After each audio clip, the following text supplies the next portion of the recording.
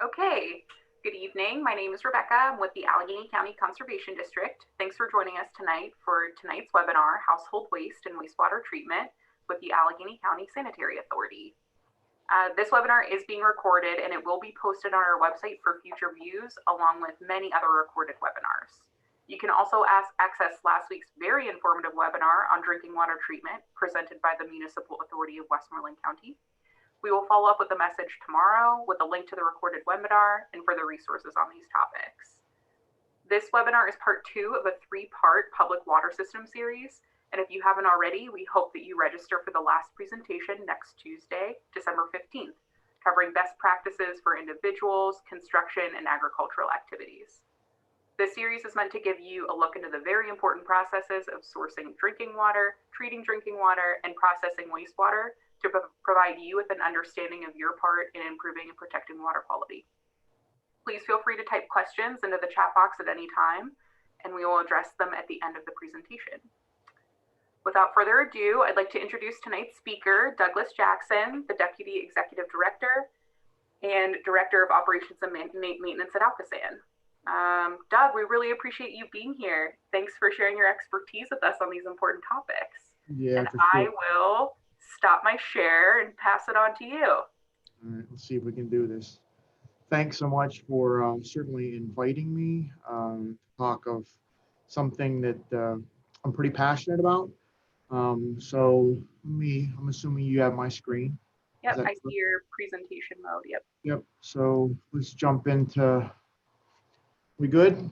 We're good. Okay, so I'm gonna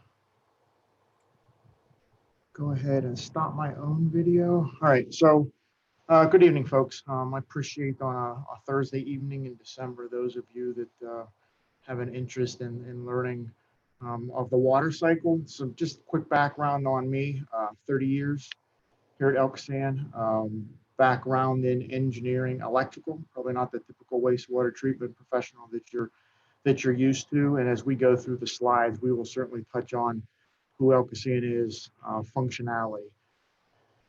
Without much further ado, let's jump into the agenda. So if you were part of last week's presentation by Laura, she was passionate. She was pretty energetic on the water side. So she took us through the full circle of source to tap. I'm gonna jump on the other side and I'm gonna go on the tap, then back to source. So we'll spend a little bit of time talking about just generally what is waste. Everybody's idea of waste is a little bit different. We will follow the path. We'll promote our own follow the flush interactive feature on our website. We'll do a virtual tour. I will be the first to admit virtual tours. If you can throw a little bit of smell in there, that would have made this presentation even better. They're not all bad smells, as you'll see from the presentation. Talk about some issues that the region has, go through some resources and information that we'll provide to you, and hopefully give you a little bit perspective on at least the waste side of the cycle of water. So obvious question, to some degree, what is waste?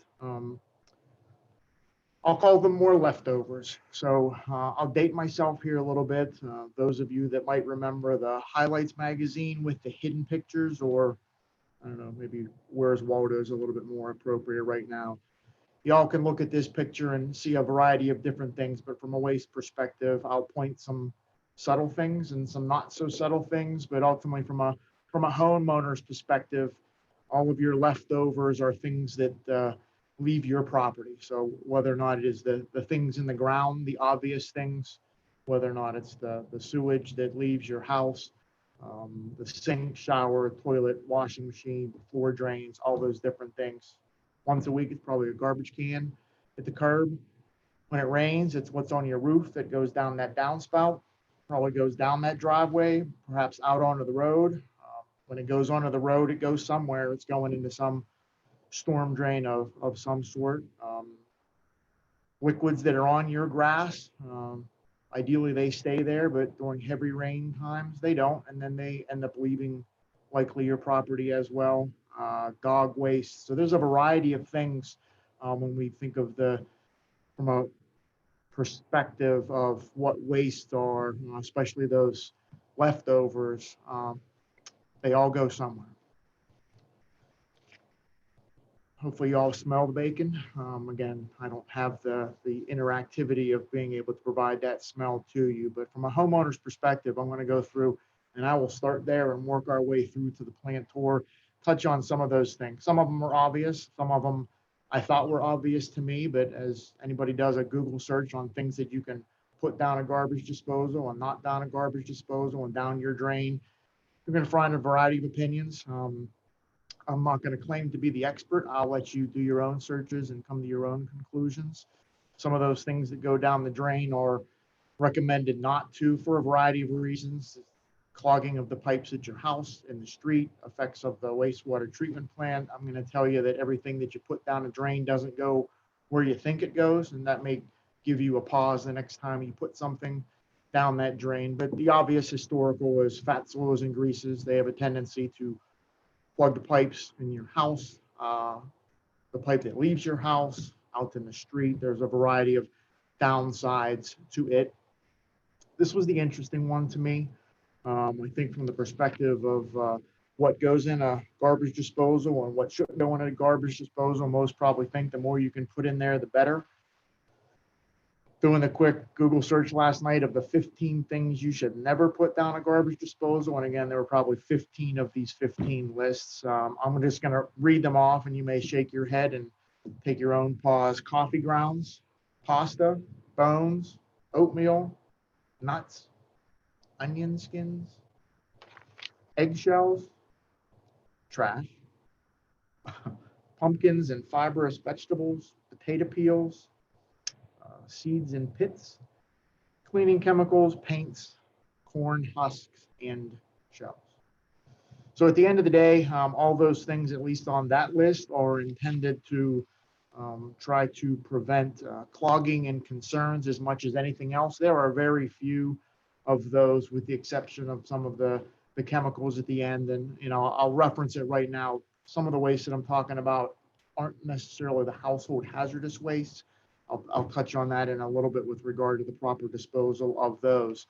But most of those products that I had mentioned, from an impact to a wastewater treatment plant, they're minimal. It's the path and the journey that a lot of those things, as they go down the drain, solidify into various forms and cause blockages or restrictions that ultimately, as a homeowner, you're trying to keep your pipes as clean as possible. Pharmaceuticals. A little bit more of a hot button topic for some folks.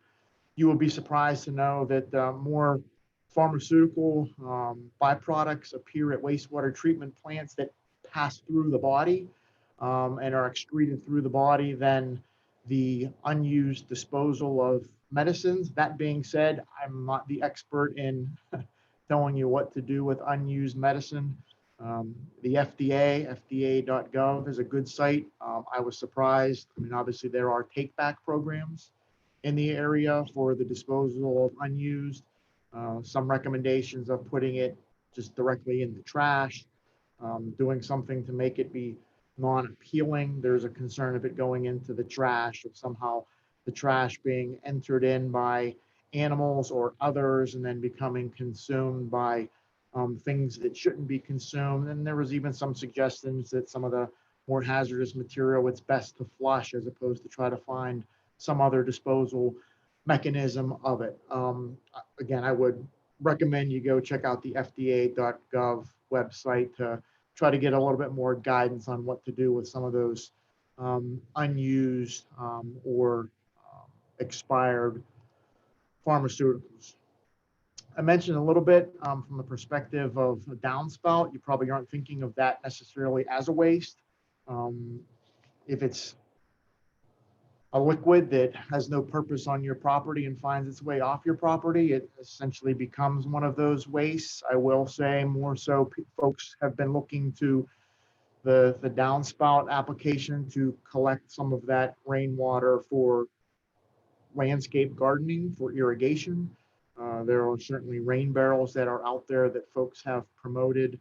All of that water that ultimately would end up leaving your property affects some other source, whether or not it goes to the creek or the stream. Potentially, it mitigates flooding issues. So there's a variety of things as you look at your house as a homeowner you control, and you have some appreciation for where many of those things go. Wow, the paradox of flushable or non-flushable. Organizationally, we're probably inclined to say wipes, even though they are marked as being flushable, were our preference is that not to be a standard practice. Not so much from the wastewater treatment perspective, as large of a plant and a facility as we are, because ultimately when that waste byproduct makes its way to the plant, we don't have an issue dealing with it. It's the journey that pretty strong cotton product has in attaching to things and pipes along the way and causing restrictions and backups. Most folks, whatever goes down the drain, don't give an awful lot of consideration to what happens to it. They just hope it doesn't come back up that drain.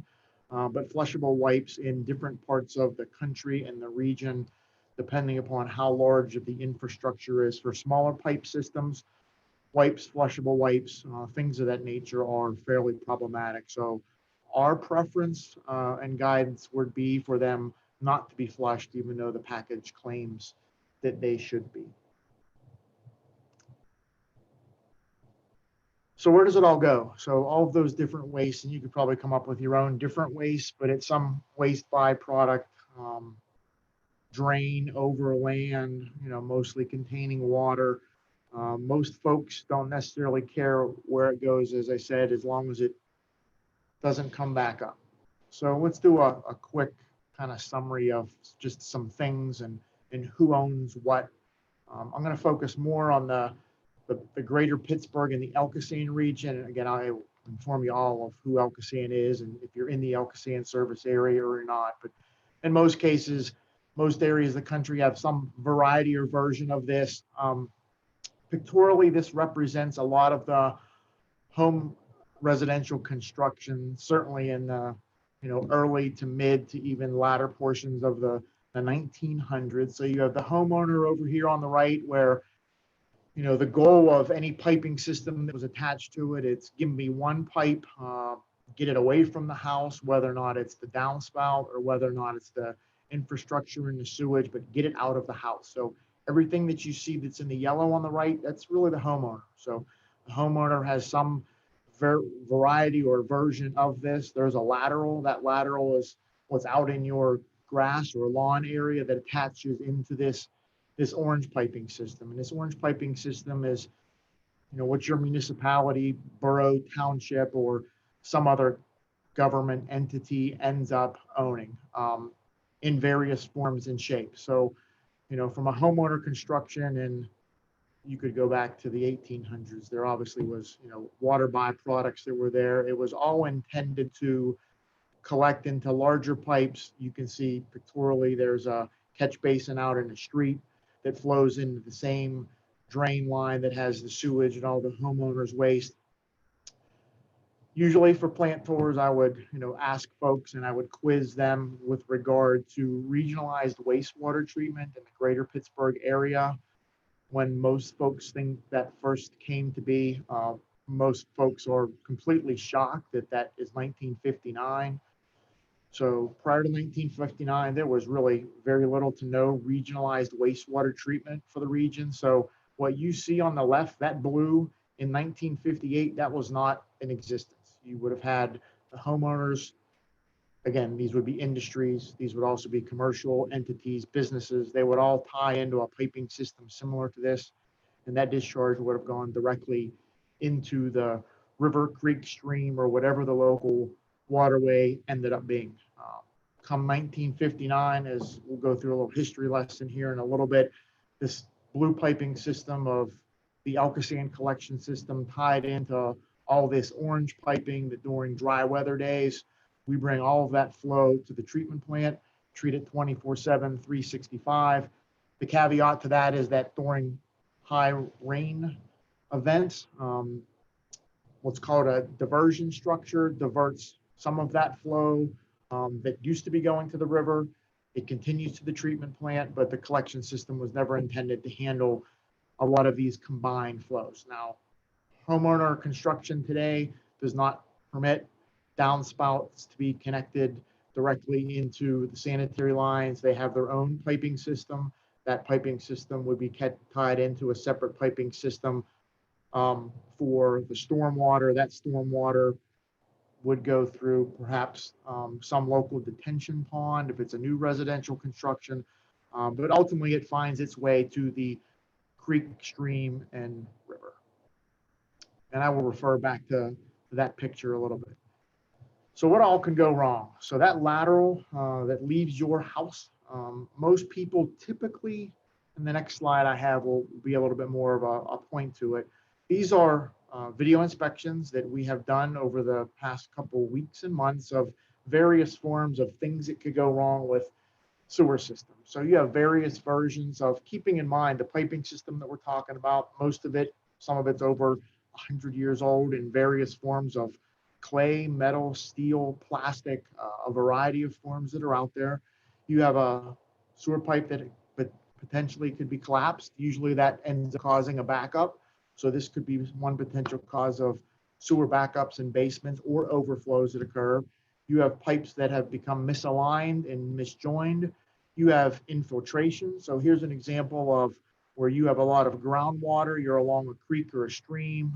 The pipe is there for sanitary flows, but you have some type of breach in the piping system where you actually have water coming in. That is more of the majority of the problem for the region, as old as the piping system is. Bottom left, you have some old brick pipes that are out there, certainly not in the residential area as much, but you have rock, stone, sediment collecting at the bottom of the pipes, taking up piping capacity. First picture we showed for the homeowner showed the trees that were there. You probably never imagined that the roots from that tree find that hole of where that water is coming in, and then that tree root then finds its way into the sewer pipe because it's the source of water for the tree, and then you become a root ball in there, and then you end up having to get some professional contractor in there to cut the root ball out, and then down on the bottom right is the classic. That is the grease ball built up in the sewer. And those are some of the examples of things that can go wrong. Here's the catastrophic sense of what can go wrong. So these are the lateral that I referenced that leaves your house or leaves a house, especially a dated one. Those old clay pipes are in various forms. Most people probably don't care what form that is unless it backs up in their basement. But if it was another utility like a water line, you would know if your water line was in that condition. Certainly if it was a gas line in that condition, and if your electric service to your house had some type of major failure like that, you would know it. But most folks aren't going out of their way to understand if there are problems with the sewage or the waste byproduct that leaves the property. And in a lot of cases, regionally for us, as a wastewater utility, it's a lot of the conditions of these pipes. So a lot of municipalities have put on the condition of a transfer of a sale that you have to do a lateral inspection. Not cheap to fix, repair, or otherwise, but a lot of these conditions are what cause a lot of the overflows that occur within our region. So kind of a similar picture and a similar image to what had been shown before. So just following along, this is to try to explain a little bit more of a combined system that has all of the water flow going in one pipe. The residential business, the industrial discharge makes its way ultimately into a collection system of the Elkasand collection system. And during dry weather, all of that flow that's in this pipe makes its way down, gets treated to all of our permit compliance requirements, gets discharged. But when it starts to rain, the piping system that services the Elkasand collection system, as well as this diversion structure, if you will, then diversions a certain portion of, depending upon the severity of the rainflow, this combined sanitary waste stream byproduct itself. I'm going to reference a sanitary sewer system. So this would be the classic newer construction, certainly a lot more of the suburban areas of the city, more so than the city, where there would be a a separate piping system in for downspouts, rain, stormwater, all of those non-contaminated pollutants.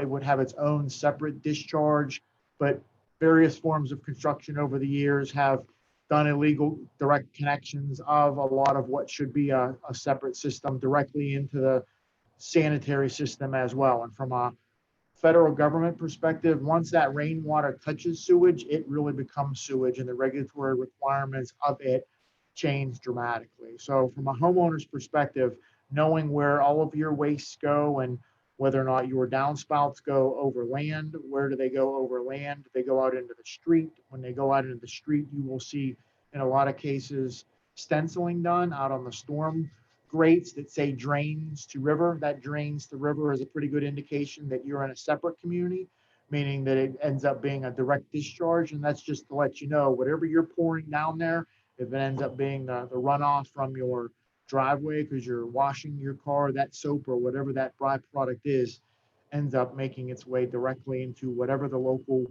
creek, stream, or waterway is. So here's an example of when it does rain, what happens to the system. Um, the picture at the bottom left is a diversion structure. It's one of the Elkasam diversion structures. And it's to represent that during whatever this heavy rain event was, this is what you will see at a variety of locations. Typically for us, it's along Mon, Allegheny, Sawmill Run a little bit, Ohio, Chartiers Creek, any of the local waterways. You potentially could see an overflow discharge like this, and it is stormwater caused. It certainly shouldn't be happening during a dry weather event, but it is all of the waste byproducts that had come from the region in various forms diluted because of the storm event that ended up occurring. Sometimes it doesn't take an awful lot for the overflows to occur. The blue and white sign in the middle of the screen, anywhere along, especially along the river trails, if you're active along the trails that are out there, you will see these signs in various locations, and they typically follow then similarly an overflow structure of some sort where we have some direct discharge going to the river. Probably should have put this in red lettering. The last bullet point in the bottom is probably the most surprising to most folks. So on a typical average year, which this year was drier, clearly last year was much, much wetter, but on an average typical annual rainfall year for the region, we discharge as a region 9 billion gallons of stormwater contaminated sewage into the local waterways. Regrettably, we've been doing that since 1959. It was a very common practice. Clearly, and again, prior to 1959, there was no wastewater treatment. So we will touch a little bit on how we plan to reduce that number significantly and some of the costs associated with it. So again, pictorially, an example of a diversion structure, a discharge of a combined sewer overflow caused by rain events. Let's jump a little bit down history. I referenced some of it already. You go back and look at constructions of major cities within the region. City of Pittsburgh, no different. It was much more cost effective to put one big giant pipe in the ground as opposed to putting two of them.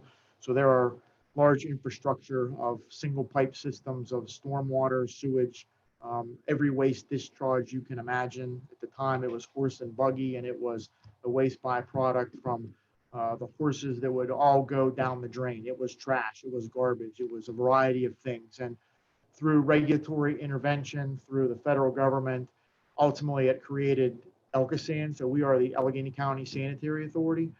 We were created in the 1940s as much of a public health agency as anything else. And in 1959 is when we first went into operation. As you can see over the years with the Clean Water Act, this combined sewer overflow policy, which basically told industrialized areas, Rust Belt, East Coast, most of this construction was very popular in those areas, that those cities, towns, and large metropolitan areas can't continue to keep doing things like this every time it rains. Unfortunately, they weren't giving us any money to do it, but so this is where we were at one point in time. You can go and see the images. These aren't from the 1800s, so these are likely 1950 version photos of large industrial discharges. The rivers back then were the landfills of today. It was just every waste byproduct you can imagine, get it into the river. Um, the saying back then, and it's still tongue in cheek today, is dilution was the solution to pollution. It was just some way to get whatever that waste byproduct was, stick it in the river and let it go wherever it's going to go. No different than you sending things down your drain and let it go wherever it's going to go. Some quick facts of us. So this is us. This is the Allegheny County Sanitary Authority. We are a 59-acre wastewater treatment facility. Points of reference: West End Bridge, Route 65. You got the Brighton Heights neighborhood. A little bit of industry here. You have SCI, the State Correctional Institute, just a little bit upriver. So that gives you points of reference of the 59-acre facility that we have. We've been there since 1959, gone through a variety of different regulatory upgrades.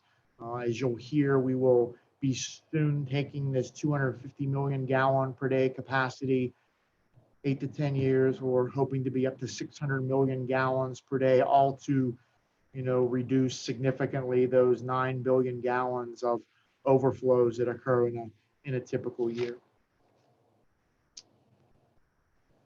So this slide, I'll apologize. It may be a little bit difficult to see depending upon the viewing that you have. So to give you a perspective of who we are and what we do, this is a full map of Allegheny County. So if you follow the boundary completely around it, is a map of Allegheny County. The dark line is the boundary. It's a 310 square mile area that is the service area for Elkasan. There are 83 municipalities in that service area, including the city of Pittsburgh. The city of Pittsburgh is within this purple boundary. So you have the city of Pittsburgh, certainly our largest municipal customer, and you have 82 other municipal customers. And yes, you have some municipal customers, townships and boroughs that are split in half. Some we serve as the wastewater treatment provider.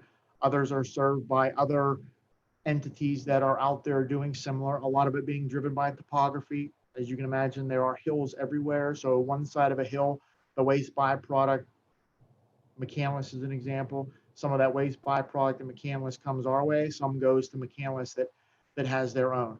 So the point of reference here is that the yellow starburst is the Elkasan treatment plant that you just saw the aerial overhead. The red line. So the red lines represent 90 miles of pipe that were constructed in the late 40s, early 50s, ultimately that went in service in 1959. And on the previous picture that I had shown, that would be the light blue color. So you had the homeowner that was yellow, you had the municipal entity that was the orange color, and then on the picture that I had shown, the light blue was the Elkasan. So that's essentially the red color on here. It follows the contours of the river, constructed mostly in deep rock.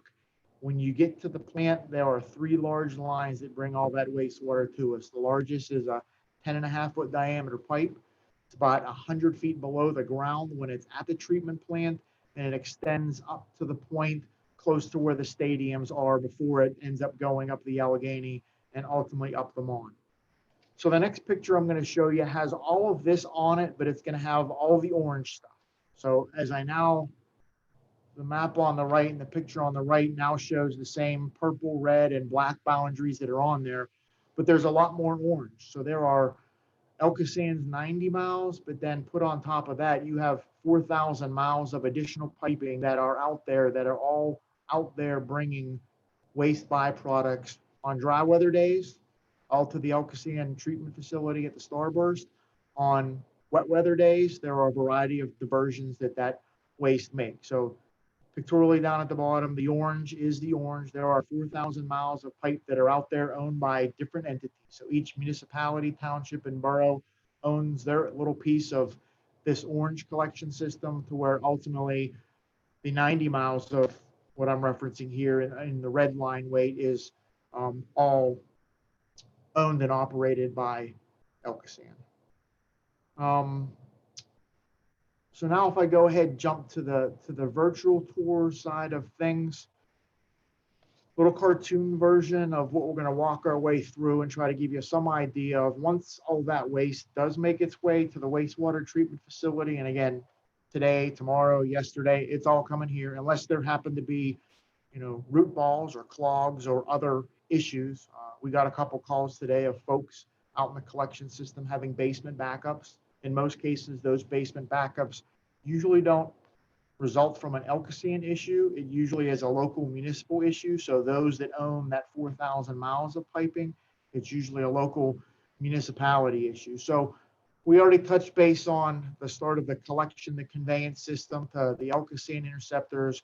So once it makes its way in either that 10.5 foot diameter pipe or the other two pipes, these are some of the different stages that I have a couple slides that I'll walk folks through to try to give you a representation. And again, I will strongly encourage you if you get the opportunity to come and take an in-plant tour. The virtual tour will not do it justice, just taking in all the senses, smells included, of the variety of pollutants that get removed out of the wastewater. That will certainly, I think, give you a little bit of a different perspective of when you flush, where does it go?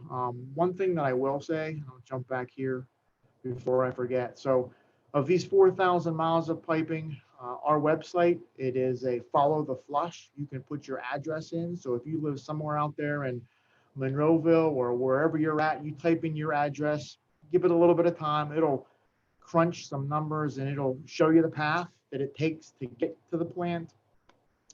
It'll give you some idea of how long it takes to get there if you're really that interested.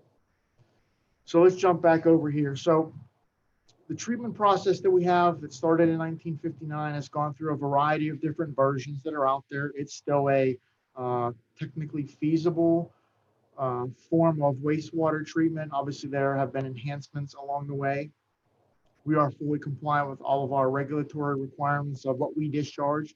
We discharge directly into the Ohio River up to 250 million gallons per day, which sounds like a big number, but at the end, I'll give you a perspective of how small that is in comparison to the volume of the Ohio River. So as I walk through some of the slides, we will walk through a physical screening and a physical process that we employ here. We will talk about some biological treatment. We'll talk about what we do with all of the solids. So to give you a perspective, about 110,000 tons per year of some pollution we remove from the wastewater, and we have to find some disposal of it, knowing that it's coming in 24/7, 365. So on the map overview that I had showed to you, the 10.5 foot and the other two large interceptors that discharge to the plant come into what we call our wet well. It's our main pump station. Inside this main pump station, there is a 40-foot diameter tank that's 100 foot deep. That at the bottom of that tank is where all the discharges come into. When that wastewater comes into that wet well, this is usually what happens. Things that want to float will float to the top. Things that want to sink will end up sinking to the bottom. So typically there's about 60 feet of wastewater in that particular tank. And this is a variety of some of the things that you can see at the top of that wet well. The majority of these that you see certainly didn't come from the homeowner. A lot of these came from the collection systems where the street drain and the storm drain are all tied into the same pipe that the sewage comes in. Certainly for us, we have to find ways to screen out as much of the non-human waste before we deal with the human waste. So, jokingly, when the kids come around on the tours, you can peer your head into the wet well and you can look down and you can try to count as many of those basketballs, 2-liter bottles, deck hockey balls, you name it. If it floats, it's coming to the surface, fats, oils, and greases, a variety of other things. So the first course of action is for us to try to screen out as much as we can. Again, the picture doesn't necessarily do it justice. So we have coarse screenings. We basically pass all of the wastewater through metal bars that are 3/4 of an inch apart. So anything bigger than 3/4 of an inch will not pass through. That material that does not pass through will be collected through these screenings. The screenings will dump the material on top of a belt conveyor, and then ultimately that material gets landfilled. So much, if not all, of the human waste we try to screen out here. Annually, you're probably talking about 120 tons per year of some type of screening material that ultimately gets removed. The wastewater that passes through these 3/4 inch screens end up going into outside tanks that are covered for odor control. We let the non-organic, non-human waste components settle out at the bottom. So that's grit. So that's rocks, cinders, anti-skid material, and salt from the winter. It's a lot of the variety of things that get collected along the way that are deposited at the bottom of the piping system that makes its way to the treatment plant. Annually, you're probably looking at around 1,100 tons per year of some grit, stone, rock, anti-skid material that ends up having to be disposed of. So now you got rid of, I don't know, 1,100, 1,200 tons of some pollution. The next part of the process is primary clarification. So we have tanks that are as long as football fields, about 15 foot deep, not very complicated in process. No chemical addition. We simply allow gravity to do what gravity wants to do. Fats, oils, and greases are going to float to the top. Heavy or organic material, the human solid waste, settles out at the bottom. We have staff that will go out and monitor the inventory of each. And once we've accumulated enough of what's floating and what's at the bottom of the tank, we will repump that material together over for processing, our dewatering process that we'll talk about, then send it through our centrifuges and try to return as much water back to the plant for disposal of the solids. So we're going to follow the rest of the water cycle through to the end, and then we will come back and touch a little bit on solids. So in 1973, I'll back up a slide. So 59 to 73, we had an influent pump station, screenings, grit, and then we had primary clarification, and that was it. And if you look at that water, that's pretty close to what the water at the end of that tank looks like, which certainly not drinking water quality, not great, but prior to 59, there was nothing. So this water that you see here, well, that would have been the end of the treatment plant. We would have disinfected it with likely chlorine gas that came by a rail car, and it would have gone out to the river. So the Clean Water Act comes around in the 70s and tells all of us wastewater treatment plants, you're doing good, but you can do better. And we certainly agree. So the secondary part of our process was put online in 1973, much less mechanical, much more biological. Regrettably, what you see here is not very exciting to look at, but far more exciting to look at under a microscope. So these are the tanks with a superimposed image of some of the microorganisms that we have out here in our activated sludge process. If you jump out into a creek, stream, or river, grab some mud, look at that mud under a microscope, you're going to see a lot. You're going to see some things swimming around, moving around, some of it good, some of it bad, some of it, I don't know, undefinable. A lot of those microorganisms that are out there in nature, we have here in our activated sludge process. To them, this brackish colored water, that's food. Love it, consume it. So those pollutants, dissolved and undissolved, that make their way through the primary part of the process, go into the aeration basin, and they get consumed very easily and readily by these microorganisms. So just like any living organism, as long as they have food and as long as they have some source of oxygen, these tanks require an awful lot of energy, primarily from the perspective of they too are about 15 feet deep. We blow huge volumes of air into the bottom of these tanks. We control the oxygen levels. We control the food source coming into it to where ultimately it refines the wastewater byproduct that allows us to discharge that waste into our traditional secondary clarifier. So if you go by a lot of wastewater plants, you'll see large circular tanks, no chemical addition for us. We simply are allowing gravity again to do its thing. Gravity will allow the much cleaner water, strictly by no chemical addition and only the biological portion of the treatment plant to discharge over the bottom of this picture, what's ultimately going to make its way out to the river. But the heavy organic material, the activated sludge, the biological population settles out in the bottom of these tanks, and then we recycle our bugs. So there's no bug store that we go to add more or subtract from them. As long as they have food, oxygen, we can control their population in spite of, issues relative to water quality changing, fairly immune to chemical contamination or things of that nature. So we take that biological population out of these tanks and we ultimately recycle them back into the aeration process to reseed the activated sludge process itself. One last step along the way, at least on the liquid side, is that we will go ahead, just like if you needed to disinfect something at your house, you're probably grabbing some byproduct that has a little bit of chlorine in it. For that 250 million gallon per day max flow that leaves our treatment plant, we do the same.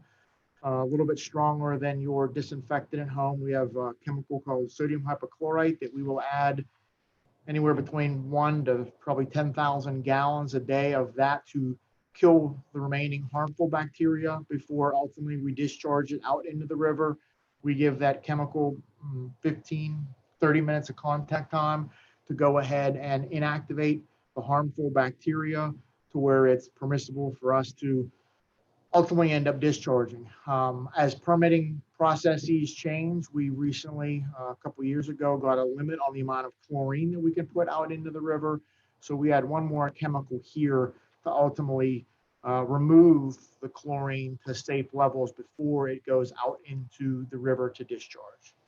So this is our discharge. So if you cross the Ohio, or if you cross the West End, the McKees Rocks Bridge, and you ever look off to the right or left, depending upon your travel, you see a little plume going out into the river.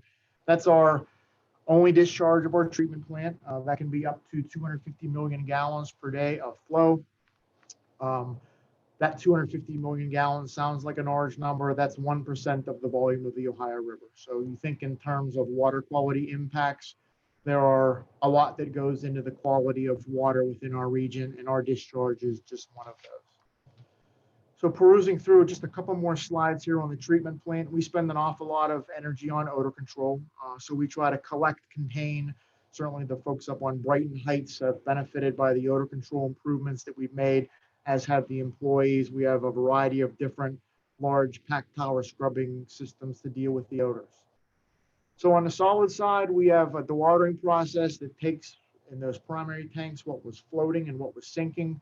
Think of your spin cycle at home in your washing machine. When your laundry's done, to get rid of the water, it spins real fast. It's no different than our centrifuges that we have. The only difference being the byproduct that comes out of the centrifuges is a little bit different than yours.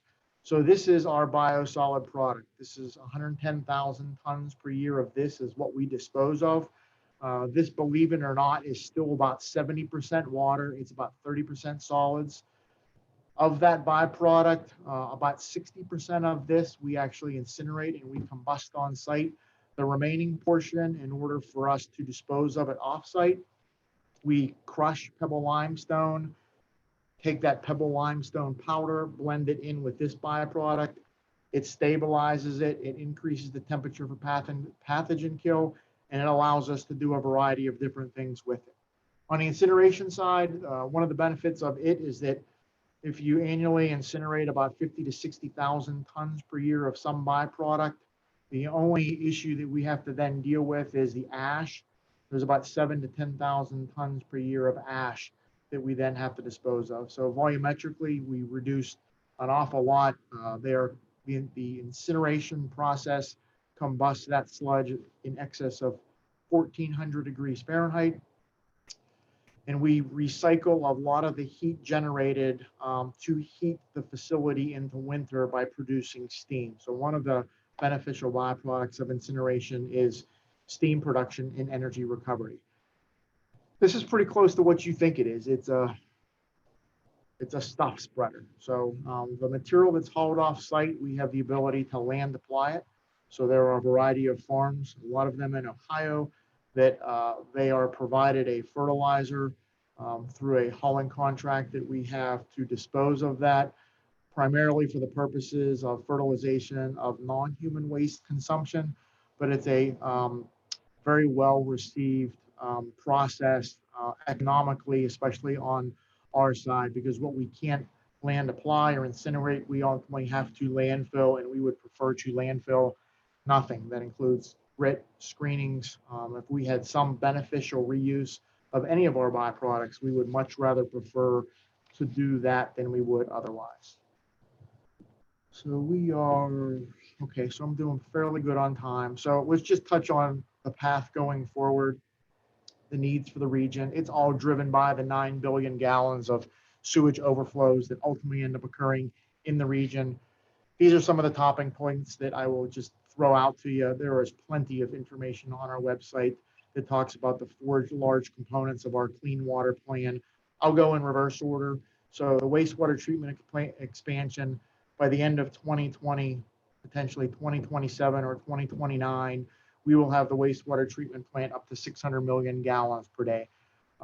Preliminary planning, that is a way for us to increase the capacity of delivering that wastewater to us, whether or not it's some form of storage or transport. This controlling the source process is and green infrastructure, that's out at the source. So that is in those orange pipe areas of the region. That's you as a homeowner controlling the source. If we could sponge all the stormwater and keep it where it's at, instead of it being a disposal or a waste byproduct, then that would certainly go a long way in helping to reduce the overflows. And regionalization, last but not least, in the reverse order, that is Elkasan taking over more ownership in those 4,000 miles of collection system that become a little bit more beneficial for the region. This is our symbol that we've been using for at least a decade of how we as a organization and us as a region hope to solve some of the sewer overflows, whether or not it's remove it at the source, you as the homeowner, municipalities as a region, hold it, underground storage tanks, a variety of different forms, move it, that would be the transport via tunnels or otherwise, and then ultimately the treatment side of things.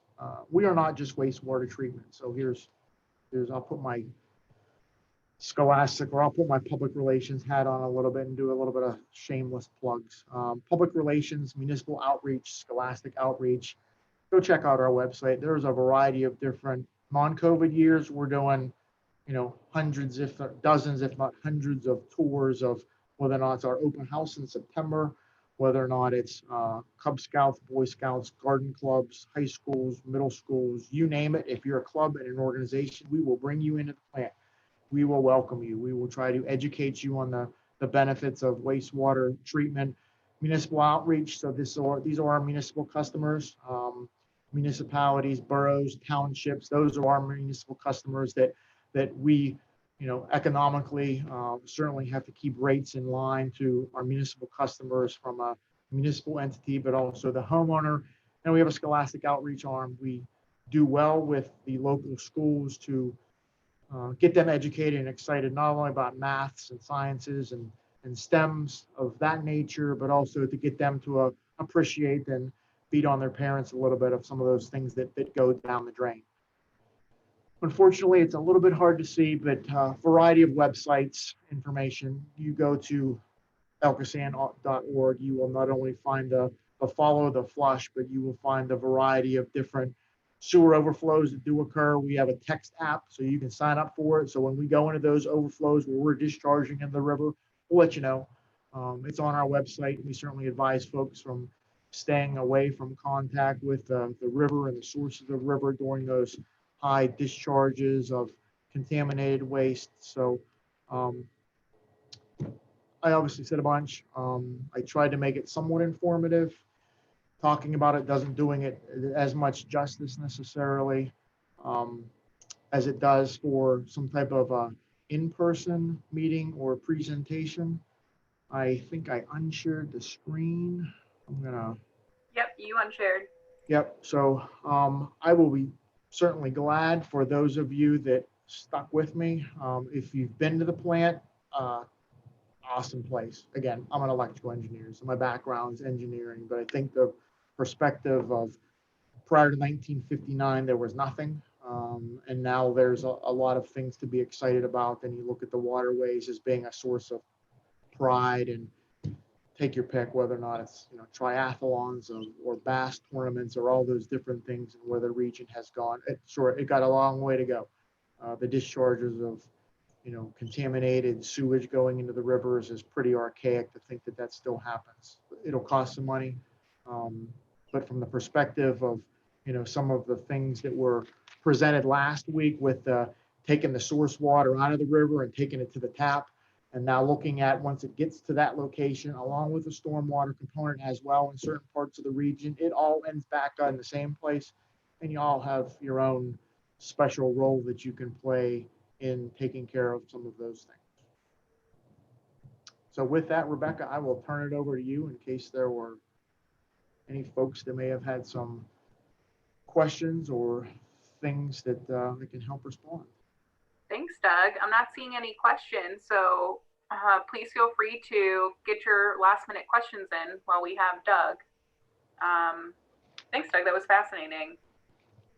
Highly recommend the world famous treatment tours. That wet well really, whew. And it's not really the open. So if you come for the open house, that's okay. But the other tours, if you can find your way on other tours with a club or otherwise. And again, we do an awful lot with the universities, the engagement with them, whether or not it's, on the academic side of trying a variety of different technologies or consideration. It's an evolving process. COVID, no different. We're at the end of the pipe. When you're at the end of the pipe, you never know what's coming your way. We're regulated for what the federal government thinks are things to be regulated by, but things are always changing. You can go through the list of frack water, pharmaceuticals, chloramine byproducts. It really just isn't the wastewater component and the human waste component. It has become so much more. Do you mind if I ask a question? Is that cool? Yeah, for sure. That was awesome. It was really good, really concise. I am an infrastructure nerd. I'm actually coming live from Seattle, so hello from the other coast. Yeah, sure. Nice. But I'm from Northeast Ohio, so I've been all over the place, and it's that's like Cleveland. Cleveland, yes. Yes, we don't talk about our sports teams. Other than that, it's a great city. I don't know. I'll keep an eye on the Browns. We're a little bit nervous, I think, coming up. And what's funny is, as you were doing this, I was just finishing up a report for a client that I have down in the Bay Area. That the Bay is such a now become a cherished ecosystem. No doubt. The East Bay Dischargers Authority, pretty much, if you are a municipality discharging even treated water, you have to go through them. Correct. So it's kind of an interesting thing, and it's somewhat unique to that region. I agree. Anybody that's listening, if you haven't been to a wastewater treatment plant, it's very cool. Yeah. Definitely. Yeah, it just blows your mind, thinking of the different things that are there and, historically. I will say, so the challenges that you're talking about on the West Coast, it really depends upon the source water that's receiving it. So, we have the Ohio River. It is like I said, it's a massive body of water. It is not a protected water by any means. It's not the Chesapeake Bay like our folks over in Philadelphia have to deal with a variety of other types of pollutants. You look at the issues affecting the Gulf and a lot of the nutrients that are going into those areas and some of the algae blooms and some of the other things. So you can certainly see your way as folks look at water sources more than just what they are as they historically were, which was dischargers of some form of waste. Get it away from me. I don't care where it goes, just get it out. I think folks have to take some level of pause, and it really does. I mean, it starts at the homeowner. So you look at your little fiefdom that you have of all those different leftovers that you have that you take to the curb. Where does it go? If it runs over land and it's water, or you flooding your neighbor because you're on a high side and it's going low side, all those different things that I get it. Folks are busy and there's a lot going on, but take that pause for 1 second and just have some understanding of where it goes, because it ain't going where you think it's going. On rainy days, it ain't coming here. Eventually it may go into a tunnel, but it's going to that creek, stream, river, or some other location along the way. Yeah, and speaking to that, here in King County, because, Seattle, while we don't get as much snow as we once did in Northeast Ohio, or even as you get, it rains. For sure. It rains, and King County has done this RainWise program because they have a CSO. Yep. It just becomes inundated. And so RainWise basically provides, I think it's up to like $3,000, dependent on your square footage of your roof, to provide homeowners to put in a rain garden or some other offsetting of impervious pavement. Is your municipality, have they thought about that, or is that anything in the works? It's coming. Yeah. So the whole aspect of stormwater, more of the stormwater side of things, with stormwater fees based upon impervious surface that you have out there, it's coming. Again, nobody likes to talk about it because it's an additional fee on top. So it's a tax, and it's perceived as some sort. So the region is going through, discussions of that point. And when you have, broadly a county, and then you have 83 municipalities that want to do their own thing. So it's, getting everybody lined up to go in the same direction and march in the same order is a little bit troubling. And you have large portions of the area that are combined. You have, some portions of the area that are separate. Each of them have their own, separate related issues. And I think, historically, I'll go back and say in the 40s, the region, at least 83 of the 130 municipalities in the region said, yep, this is what we think is the best solution for the region. And we're all going to, in spite of our differences, we're all going to jump together, and we're all going to say this, regionalized wastewater treatment system is best for us. You're almost back in a similar type of situation where you now have all these, there's sewage issues, but there's sewage issues caused primarily by stormwater. Yeah, I get the infrastructure in the ground is in bad shape, and nobody wants to address some of those things, but folks just can't imagine that the discharges of untreated waste have been going on since 1959, and they're in the billions of gallons. But keep in mind, I think our average daily flow is like 200 million gallons per day. I mean, that's 90 billion gallons. So we're treating 90 billion gallons a year, and we as a region are discharging 10% of that. So our goal was to get that 9 down to, 1.5 or 2. It's never going to go to zero. Again, you can spend every dollar that you have. So you're trying to deal with typical storms of how much you can contain, control. But the more folks, individually can keep out of the system from touching the sewage, that's a betterment to everybody. Mm-hmm.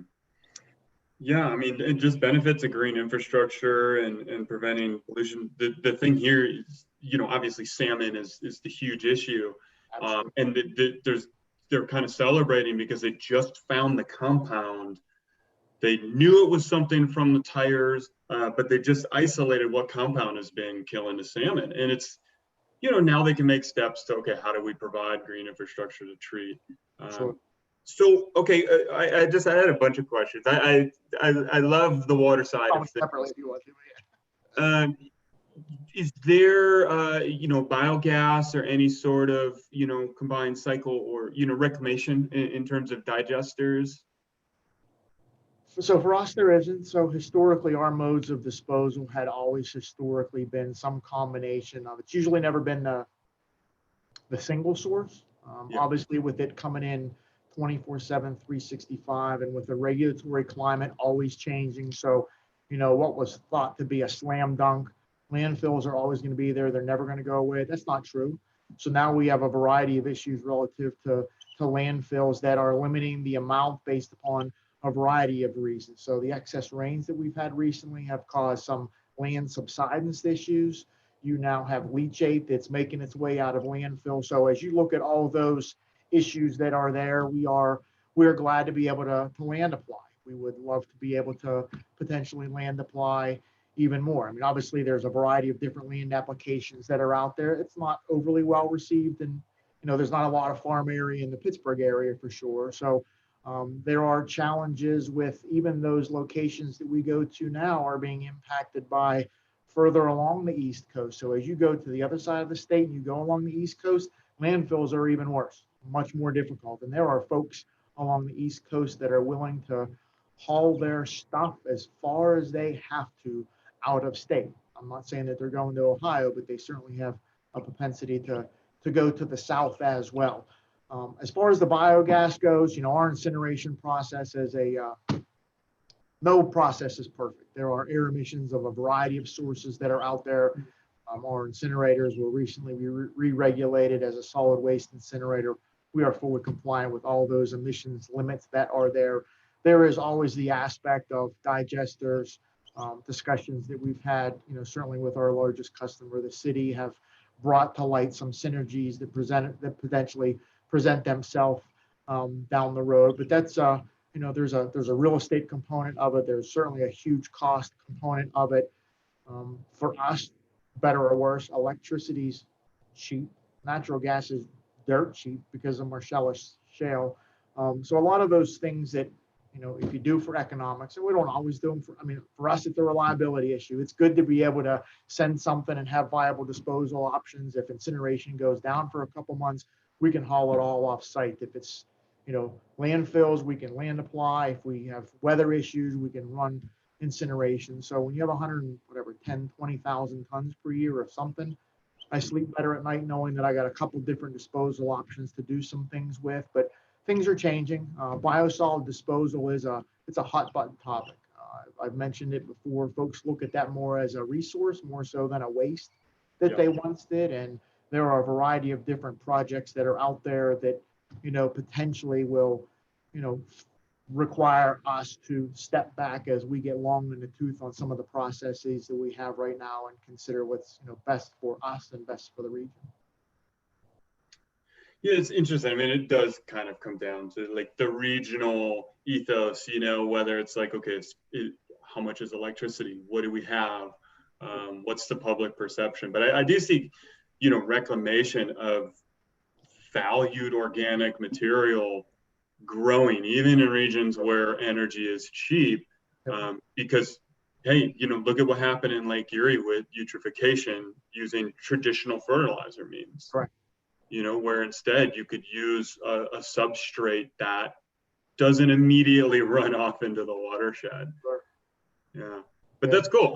That's why I was happy to hear about this. I can't even remember how it came across. Yeah, I'm glad you did. For sure. Yeah, NWAP, but I always love hearing what's going on in other parts of the country. You know, I mean, I went to school in Toledo, which they're really trying to move to land applied biosolids there because all the agriculture right next to you know, such an urban hub. For sure. And we keep touch with them. So a lot of the, you know, a lot of the firms that we have working for us, you know, we're usually touching base with the Ohio folks just to see how they're handling, managing, and, you know, dealing with the same issues. I mean, certainly on them, if they're discharged into the lakes up there, they have their own issues that they're needing to tend to with regard to nutrients and other things. I mean, everybody, all of those, you go from Cincinnati to Louisville, you just work your way across. I mean, clearly the CSO issue is pretty high up on the pile, but the biosolid side of disposal of what is the most beneficial, you know, way to do it is certainly more at the forefront as much as anything else. Well, I don't want to hog all the time. Does anybody else have questions? Yeah, right. It's going to start calling people out. Make them participate. Last call for questions. Yeah, thanks for joining us from across the country. I am curious on how you found out about it, maybe our analytics, but that's really nice. Thanks for everybody for sticking around, and Doug, couldn't do it without you. Really appreciate it. It was fascinating. Yeah, Rebecca, you know, appreciate the opportunity. You know, we've touched base along the way. I'll check you out next Tuesday, see what you're out there promoting, see what things you picked up. Yeah, I'll call Laura out. I didn't see Laura on the call from last week, so maybe I'll send her a private note. Maybe she couldn't support the team or something. Right. Yeah. For sure. All right. Yep. Thanks. Take care. Everybody enjoy your night. Thank you. Thanks, guys. Hey, definitely keep up the programs too with the schools and kids. I mean, I'm sure you feel it, but I know in my industry, trying to get a new workforce is damn near impossible. But, you know, I work with tons of municipalities, and I've probably had 4 or 5 people retire while I've been working with them, and I'm still trying to figure out who's taken over. I do corrosion engineering, so a lot of CP, and it's just we got to bring people in to the infrastructure workforce. Sure.